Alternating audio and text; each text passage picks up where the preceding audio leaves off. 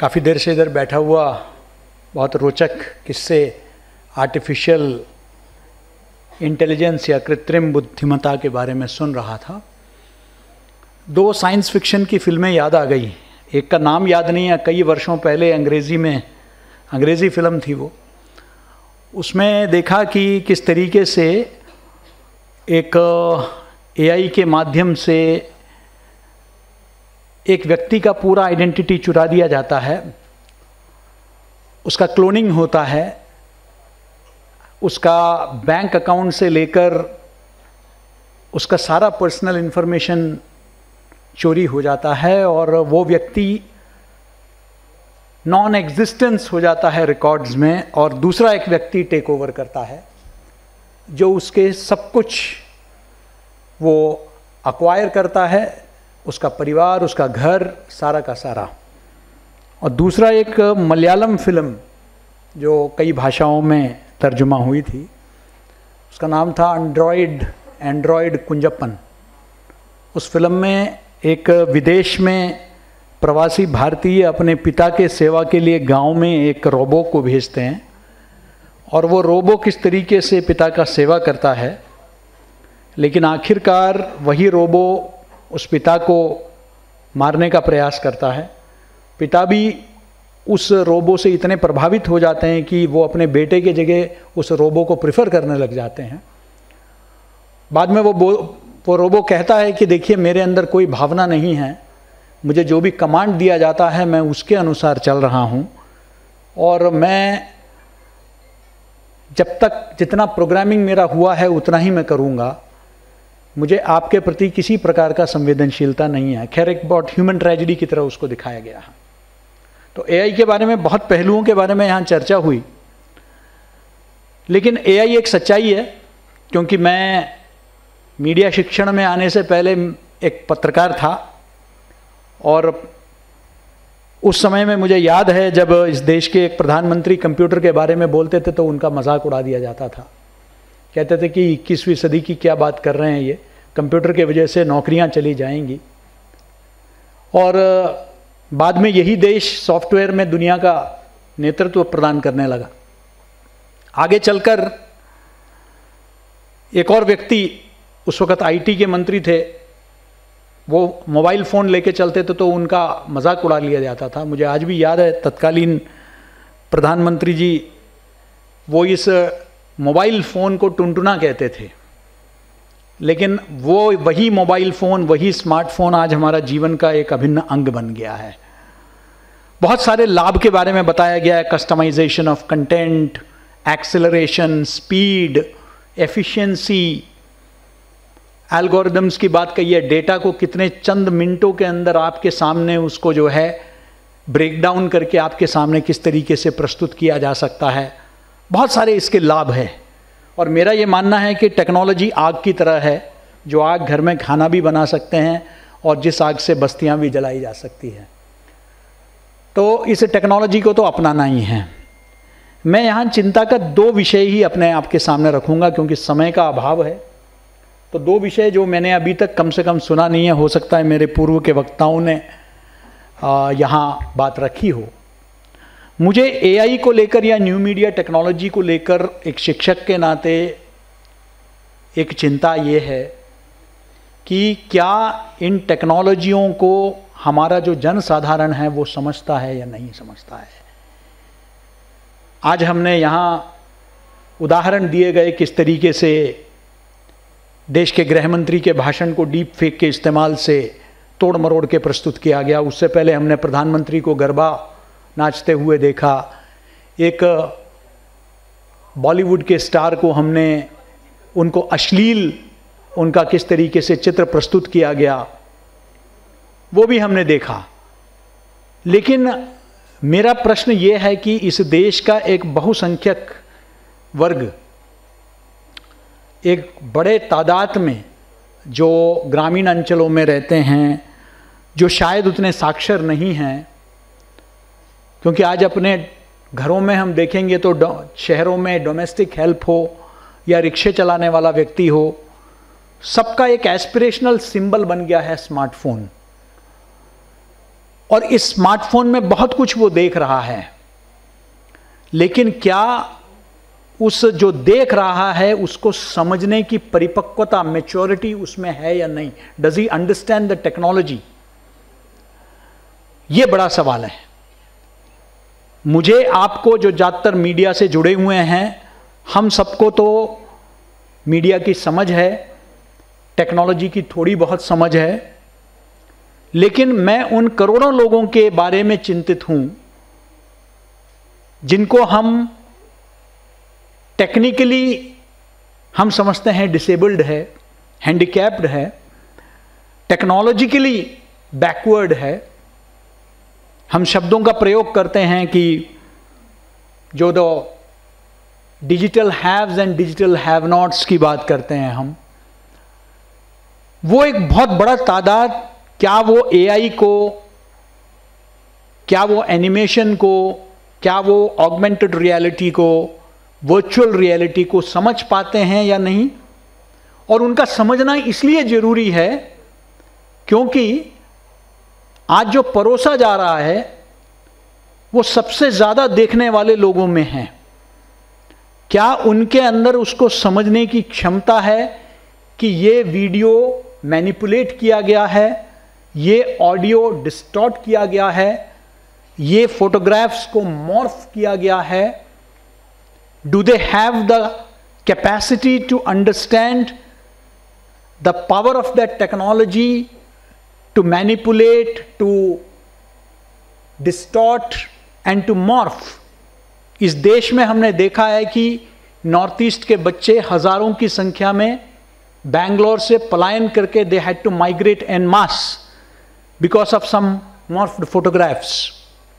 हमने देखा है देश के कई हिस्सों में दंगे हुए हैं, हमने पालघर से लेकर कई हिस्सों में हमने लिंचिंग के केसेस देखे हैं। Morphed photographs, fake videos, fake content के आधार पर, जो यही सब टेक्नोलॉजी का इस्तेमाल करके परोसा गया था।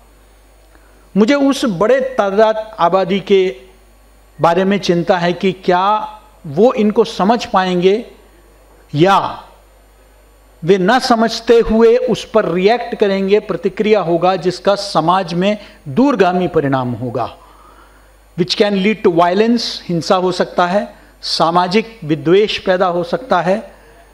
हमने देखा है कि किस तरीके से एआई के इस्तेमाल करते हुए फेक और डीप फेक कई फॉरेन प्लेयर्स ने उसका इस्तेमाल किया है। ये नहीं कि आज हम we live not only in the age of information but also in the age of misinformation and disinformation. Disinformation जहां एक deliberate, malicious, conscious attempt किया जा रहा है जानबूझकर नैरेटिव्स को खड़ा करने का, वो शायद पड़ोसी मुल्कों से स्पॉन्सर्ड भी हो सकता है, असामाजिक तत्व और राष्ट्र विरोधी तत्वों से भी प्रायोजित हो सकता है। इनको कौन समझेगा? क्या हमारा यूथ, हमारे students, are they equipped to handle it? हमारे बहुत बड़े पैमाने में cyber pornography, cyber bullying, cyber financial frauds are happening using the latest technologies. क्या हमारे स्टूडेंट्स, हमारे फ्यूचर जनरेशंस तैयार हैं क्या इसके लिए? मेरे लिए यह चिंता का विषय है।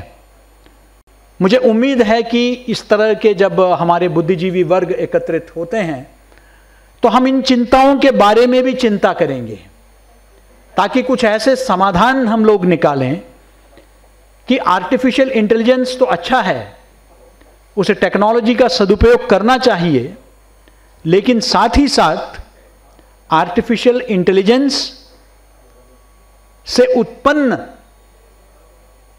उस ताकत का दुरुपयोग करने की जो शक्ति है, उससे हम अपने आने वाले पीढ़ियों को, हमारे वंचित पिछड़े समाज के उन तबकों को जो कम शिक्षित हैं, उनको हम तैयार करें कि वो इस बात को समझे कि ये पावर ऑफ टेक्नोलॉजी क्या है।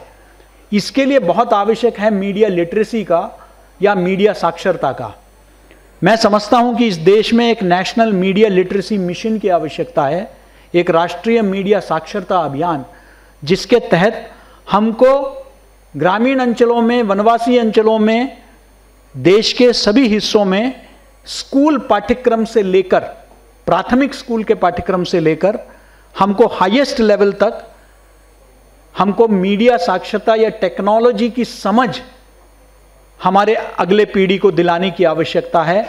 ऐसे ना हो, कुछ कुछ किस्से तो हमें समझ में आते हैं कि बड़े बड़े किस्से जो हैं, लेकिन कुछ जो उन तबकों में क्या किस तरीके का मानसिकता तैयार हो रही है, इसके बारे में अभी भी कोई रिसर्च, ये शोध स्टडी नहीं हुआ है। इसका दूरगामी असर के बारे में यह चिंता का विषय है। दूसरा चिंता का विषय मेरे लिए यह है कि ये जो डेटा है हमारा, जहां एक एक व्यक्ति का क्या वो देखता है, क्या वो सुनता है, आज किसी फॉरेन सर्वर में जा रहा है, कुछ फॉरेन ताकतों के पास जा रहा है। ऐसा क्यों नहीं होता है कि हमारे पास ऐसे प्लेटफॉर्म्स क्यों नहीं हैं?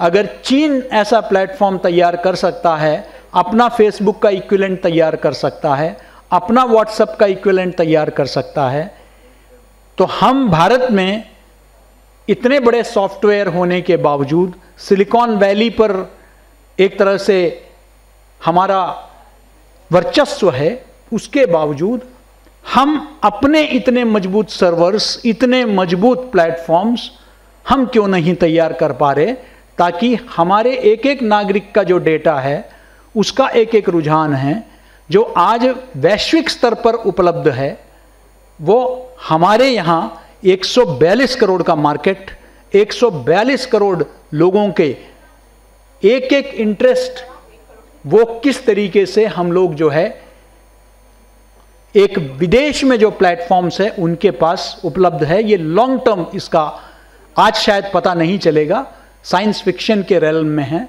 लेकिन आगे चल के इसका परिणाम देखने को मिल सकता है। और तीसरा अंतिम मेरा चिंता का विषय यह है कि वो है हमारे जैसे मुल्क में, जहां बहुत जल्दी हम लोग टेक्नोलॉजी के आते ही रिट्रेंचमेंट का डर लगा रहता है। हमने पत्रकारिता जगत में भी देखा कितने मैसिव रिट्रेंचमेंट्स हुए हैं। एआई के आने की वजह से, डेटा एफिशिएंसी आने की वजह से आने वाले दिनों में क्या क्या नए जॉब्स क्रिएट किए जा सकते हैं, चाहे वो एआई मैनेजर से लेकर हो, या क्या क्या पुराने जॉब्स हमारे जा सकते हैं। मैं इसलिए पूछ रहा हूं, चर्चा कर रहा हूं, क्योंकि एक मीडिया शिक्षक के नाते हमें अब उन कोर्सेज को तैयार करने की जरूरत है जो हमारे विद्यार्थियों के लिए उस समय के लिए तैयार करें जब एआई ने ज्यादातर उनके काम को जो है हथिया लिया होगा, एआई ने रिप्लेस कर दिया होगा, और अब उनका मार्केट खत्म हो गया, लेकिन आज भी हम उन्हीं चीजों को सिखाते जा रहे हैं। So we need to innovate, we need to be creative, कि आगे का मार्केट क्या होगा, जॉब मार्केट कैसा होगा, किस तरह के जॉब प्रोफाइल्स की आवश्यकता होगी, इस पर भी हमको चिंतन मनन करने की जरूरत है। तो टेक्नोलॉजी यस एक्सेप्टेबल, बट उसके समाज में क्या उसके दूरगामी उसके परिणाम होंगे, हमारे रोजगार में क्या दूरगामी परिणाम होंगे, हमारे शिक्षा जगत में क्या रोजगारी दूरगामी परिणाम होंगे, इस पर भी चिंतन मनन करने की आवश्यकता है। मैं समाचार फॉर मीडिया को धन्यवाद देता हूं कि उन्होंने मुझे यहाँ एक मीडिया शिक्षक को भी इस मंच पर आमंत्रित किया। आप सब बुद्धिजीवी वर्ग हैं, मैं आपसे अपेक्षा करता हूं कि इनके भी कुछ समाधान के बारे में हम चर्चा करें, तो यह सम्मेलन जो है ज़्यादा सार्थक होगा। धन्यवाद। जय हिंद, जय भारत।